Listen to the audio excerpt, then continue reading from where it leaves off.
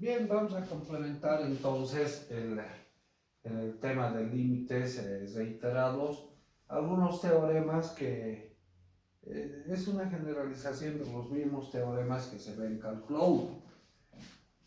Pongamos, por ejemplo, si el límite de una función f de x y e, cuando x tiende a x0 y e tiende a y0, es igual a L1, y el límite de una función g de x y e, cuando x tiende a x0 y e tiende a y0, es igual a L2. Si nos fijamos, ambas funciones tienden al mismo punto de acumulación x0 y y0. Entonces, el primer teorema podemos enunciarlo. El límite de la suma de las funciones o la diferencia de las funciones cuando x tiende a x0 y e tiende a y0 es igual a la suma o diferencia de los límites. Teorema 2. El límite, pongamos entre corchete para indicar que es la suma o diferencia de ambas funciones. El teorema 2, el límite del producto de las funciones f de x y e por g de x y e, cuando x tiende a x0 y e tiende a y0, es igual al producto de sus límites, L1 por L2. Teorema 3. El límite de un cociente de funciones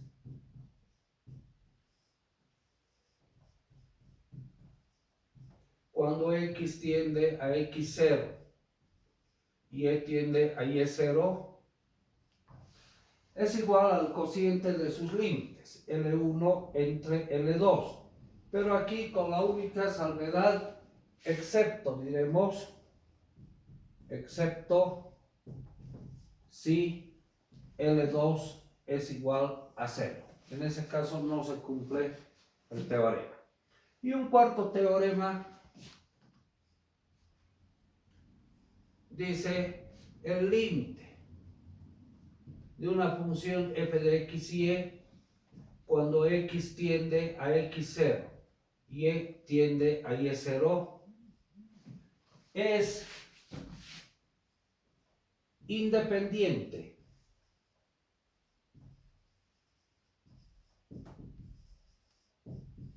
de la trayectoria.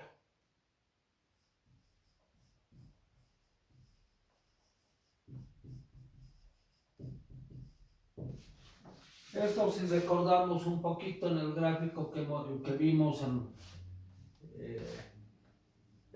el último encuentro que hemos tenido, si esta era la función f de x y e con el eje z saliendo de la pizarra, el punto de acumulación x0 y y0 que estaba excluido del análisis,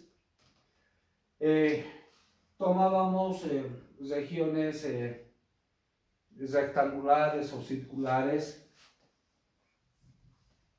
y las íbamos reduciendo.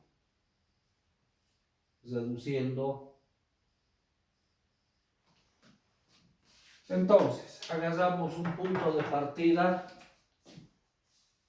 y pasamos a la otra curva de nivel, podríamos decir, y así sucesivamente, pero siempre nos aproximamos al punto de acumulación. Entonces podemos escoger cualquier tipo de trayectoria. La más usual es la ecuación de una recta. La ecuación de una recta del punto de partida al punto de acumulación. Es independiente entonces de la trayectoria que sigamos para llegar a esto. Bueno, complementando este tema, vamos a ver continuidad de funciones.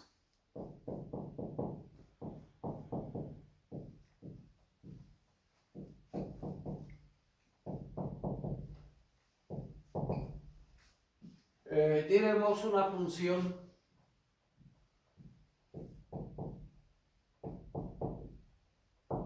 f de x y es continua.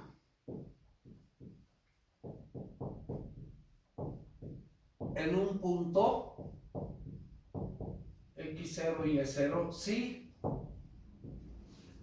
cumple algunas condiciones que son equivalentes entre sí. La primera, la función f de x y está definida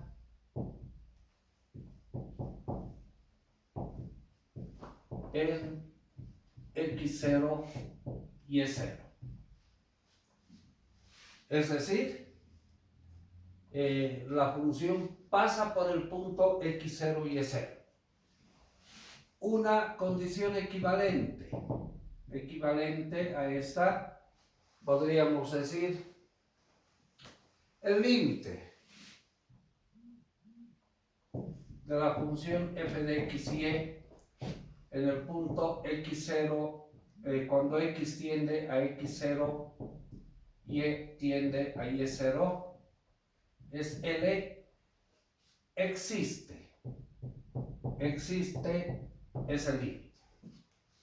Y hay una tercera condición más,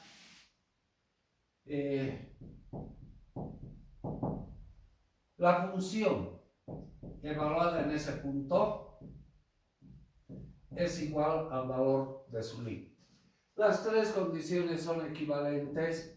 Para ver la continuidad de una función, basta analizar una de ellas. Hagamos un ejemplo del libro de Xiao. A ver, tomaremos esta función.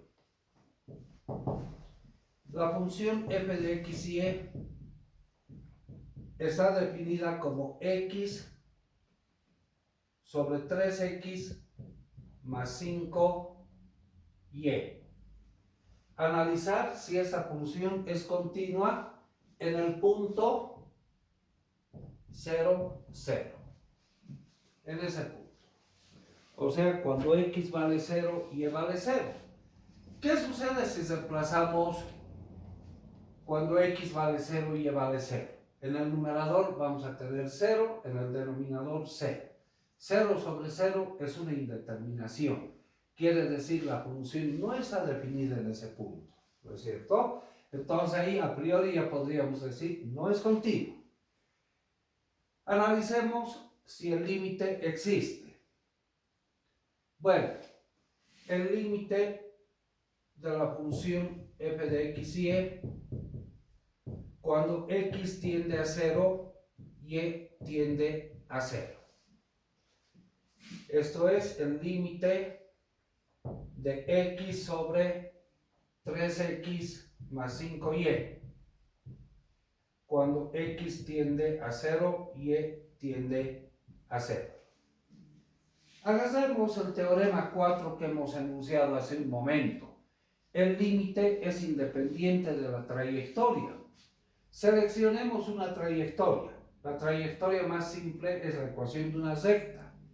Entonces, sea la recta y igual a m por x. M en este caso es la pendiente de la recta, ¿no? Estamos seleccionando una recta que pasa por el origen y esa pendiente depende del valor de m. Reemplacemos en la función cuando y es igual a m por x. Entonces tendríamos el límite de x sobre 3x más 5y. En vez de y ponemos m por x. 5m por x. Y aquí solamente la variable sería x, entonces cuando x tiende a 0. ¿Qué podemos observar acá? El límite, cuando x tiende a 0, x y en el denominador podríamos factorizar x, 3 más 5m. X con x se cancela, quedándonos simplemente el límite cuando x tiende a 0, ya no está la variable x, sobre 1, 3 más 5m. ¿Qué conclusión sacamos? En esa función estaríamos teniendo que hallar el límite de esa función, pero si nos fijamos, depende de m, y m era la pendiente de la z. Entonces ahí podemos decir, depende de la trayectoria. Si depende de la trayectoria, el límite no existe. No existe. Al reemplazar por una trayectoria tuviera que ser independiente de m, independiente de la pendiente. Entonces, como conclusión, la función no está definida en ese punto, el límite no existe, luego podemos decir esa función no es continua. No es continua en ese punto.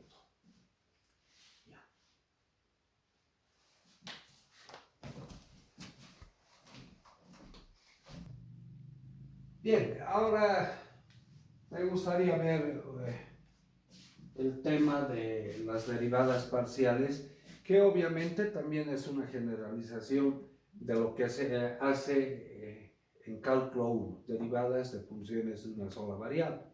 Haremos un repasito del concepto de derivadas que se ve en cálculo 1. Entonces, repaso de 1101.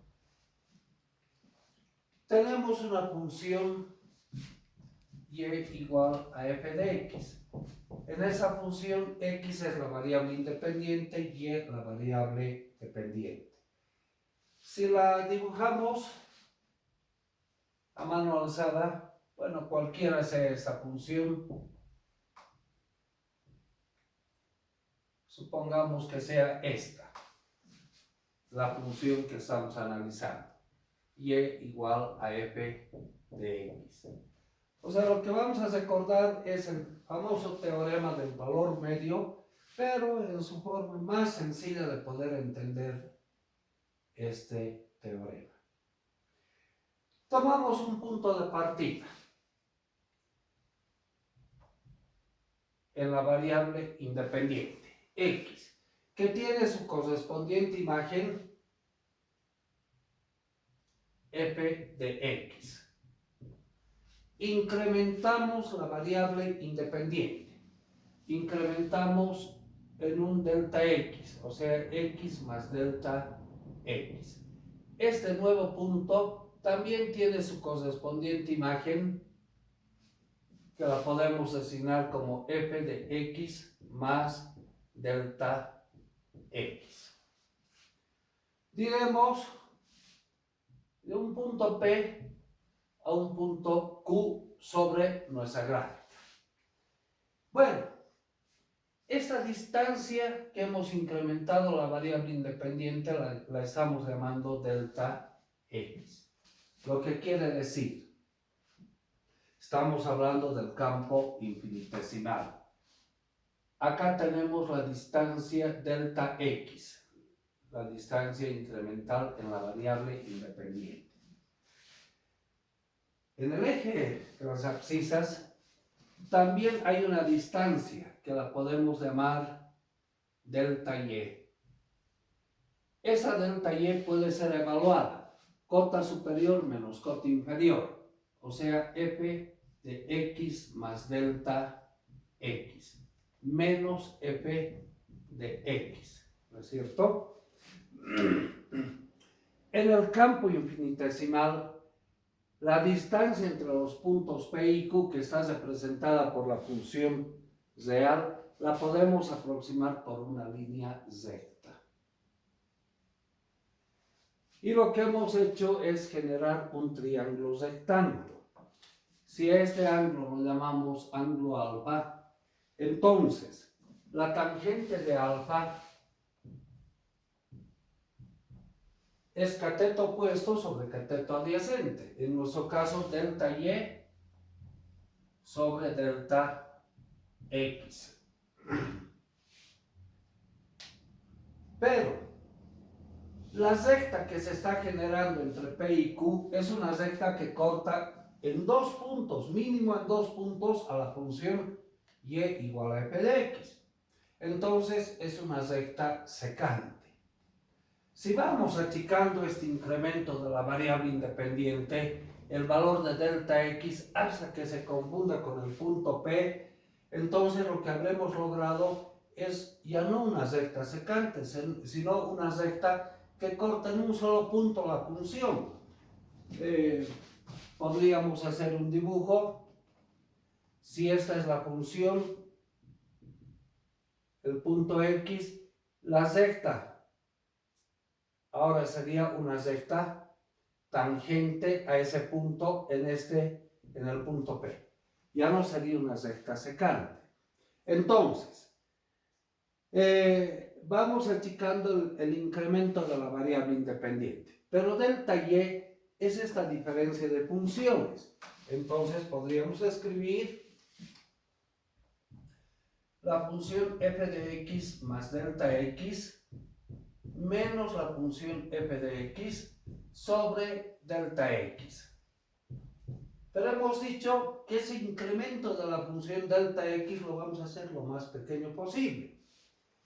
O es posible aproximar cuando delta x tiende a 0. Y ahí nos surge el límite cuando delta x tiende a 0. Bueno, y esta es la definición que se ve de la derivada de una función en cálculo 1. En vez de usar incrementos, usamos variación en y, variación en x. ¿Qué había sido la derivada en consecuencia? Su interpretación analítica es una razón. Si variamos x, ¿cómo varía y? Es una razón entre dos cantidades. Si variamos x, ¿cómo varía y en la función? La interpretación geométrica de la derivada es la función tangente. Pero hay una interpretación y una aplicación más en este famoso teorema del valor medio. ¿Qué es lo que estamos haciendo al unir P y Q por una línea recta? La función original era y igual a f de x. La estamos aproximando la función original por una recta. Entonces, ¿qué había sido el reemplazar la variable independiente x por un incremento delta x? Representa prácticamente un proceso de linealización. Y en modelación matemática, bueno, los ingenieros usamos bastante en modelación matemática. Por ejemplo, y igual a f de x nos puede representar el modelo matemático de un proceso sencillo que depende de una sola variable. En vez de usar la función real y igual a f de x, vamos a usar una recta en un intervalo pequeño. Entonces, la función real la estamos linealizando y es más fácil manejar líneas rectas que la función o curvas que nos representan un modelo matemático. Entonces, el uso de incrementos en derivadas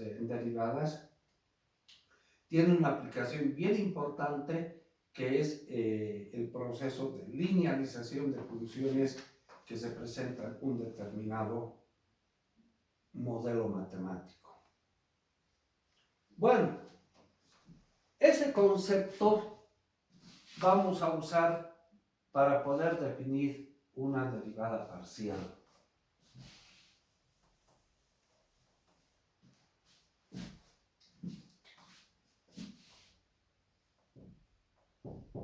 Derivadas parciales.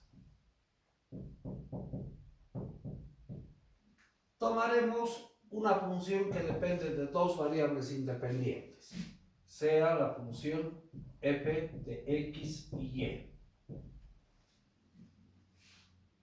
Como tiene dos variables independientes, siempre relacionando con cálculo 1, donde en cálculo 1 usábamos funciones de una sola variable independiente y la derivada las representábamos con una d total. Ahora vamos a usar una d inclinada porque nos va a representar una variación parcial. La derivada parcial de f respecto de x. Esta va a ser la notación que se use. O sea, incrementamos la variable independiente. En este caso vamos a incrementar la variable x y la vamos a mantener como constante. Hagamos la definición que usábamos en cálculo 1. Es el límite cuando delta x, el incremento de la variable, tiende a 0. De la función es esta, f, pero incrementada su variable independiente. Acá estamos incrementando la variable x. Entonces, x más delta x. Y la variable y la mantenemos como constante, menos la función inicial, f de x y y, sobre el incremento de la variable que hemos hecho.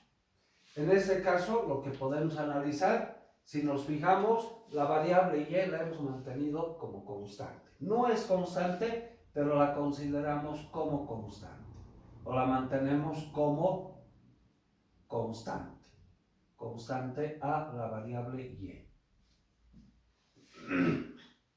O sea, hemos hecho el incremento en la variable x, no así en la variable y. Es bastante usual usar esta notación, f sub x. El subíndice nos indica la derivada de la función respecto de la variable x. Fíjense, para poder definir una derivada parcial, no estamos usando para nada el concepto, la definición de límites reiterados. Con el límite de funciones de una sola variable, estamos definiendo derivadas parciales. Esa función puede volver a ser una función de x y y. Así como hemos hecho el incremento de la variable independiente x, también podemos hacer el incremento de la variable y. Entonces nos surge la variación parcial de la función f respecto de y. Y eso es lo que se conoce como la derivada parcial de f respecto de y. Ahora vamos a variar la variable y, ya no la variable x. Entonces hagamos la definición de cálculo 1. Es un límite cuando el incremento de la variable y tiende a 0. Ahora, de la función incrementada en su variable, x no estamos moviendo para nada, entonces la función sería f de x y más delta y, menos la función inicial f de x y sobre el incremento de la variable delta y. O sea, la definición de cálculo 1, que era el límite de una función cuando su incremento en variable tiende a 0, estamos usando para definir la derivada parcial. En la notación también se suele usar f sub y, que puede volver a ser una función dependiente de x y y. De igual manera, podemos continuar en derivadas de orden superior. Por ejemplo, si queremos hallar la segunda derivada de f respecto de x, esto nos representa la derivada respecto de x de la derivada de la función f respecto de x. O sea, la derivada respecto de x. La primera derivada de f respecto de x la hemos llamado f sub x. Entonces, de la función f sub x. Nuevamente, hagamos la definición. Es un límite cuando delta x tiende a 0 de la función f sub x, incrementada en la variable x. Entonces, tendríamos x más delta x con y, menos la función inicial f sub x de x y y sobre delta x. Esta ya es una derivada de orden superior. Bien, podemos anotarlo también como f sub xx. O sea, doble subíndice nos indica la segunda derivada parcial. De igual manera podemos hacer la segunda derivada de la función f respecto de y. Esto nos va a representar la derivada respecto de y de la primera derivada de f respecto de y. O sea, la derivada respecto de y de la función f sub y. Por la definición sabemos esto es un límite cuando delta y tiende a 0 de la función f sub y que depende de x, y más delta y, menos la función inicial f sub y que depende de x y y sobre delta y. En la notación simplificada, esto podríamos representar como f sub y. Pero aquí hay algo importante. La primera derivada de la función f nos da generalmente una nueva función que depende de x y y. Aquí hemos hecho el incremento en la variable x. Ahora, a esta función podemos incrementar en la variable y. ¿Cómo representaríamos aquello? La derivada respecto de y de la derivada de f respecto de x. O sea, simbólicamente podemos escribir la segunda derivada de f respecto de y respecto de x. Si hagamos la definición, esto va a ser la derivada respecto de y de la función f sub x. Esto es el límite cuando delta y, porque ahora estamos incrementando en y, cuando este incremento tiende a 0, de esta función incrementada en y, o sea, f sub x de x, y más delta y, menos la función f sub x de x y y sobre delta y. Simbólicamente esto podríamos representar como f sub y x, que puede ser nuevamente una función de x y y continuar derivando. De igual manera podríamos decir la derivada, derivar respecto de x la función derivada de f respecto de y. Esto va a ser la segunda derivada parcial de f respecto de x respecto de y. Agarramos la definición o podríamos representar como la derivada respecto de x de la función f sub y. Esto es el límite cuando delta x tiende a 0 de la función f sub y incrementada en la variable x, con y mantenida como constante de x y y sobre delta x. Simbólicamente esto podemos representar como f sub x y y. De estos dos últimos desarrollos nos va a surgir un teorema. Este teorema lo vamos a analizar en forma gráfica. Tenemos el sistema cartesiano rectangular x, y y z. Ahí consideremos una función en el espacio, la función f de x y y. Bien, la derivada, partimos de un punto, el gráfico que habíamos analizado en cálculo 1, partimos de un punto P para llegar a un punto Q. Pero esa función la estamos aproximando por una línea recta, o sea, es un proceso de linealización. Bueno, ¿qué es lo que sucede en este caso? Primero hemos hecho la variación en X y luego hacemos la variación en Y. Si representamos en forma gráfica, primero hacemos un incremento en X, paralelo al eje X, y luego hacemos un incremento en Y. Seguimos esta trayectoria. O sea, hemos llegado de P a Q, haciendo los incrementos en las variables independientes. En este caso son dos variables, X y Y. ¿Qué sucede en el segundo caso? Hacemos el incremento en Y y luego hacemos en X.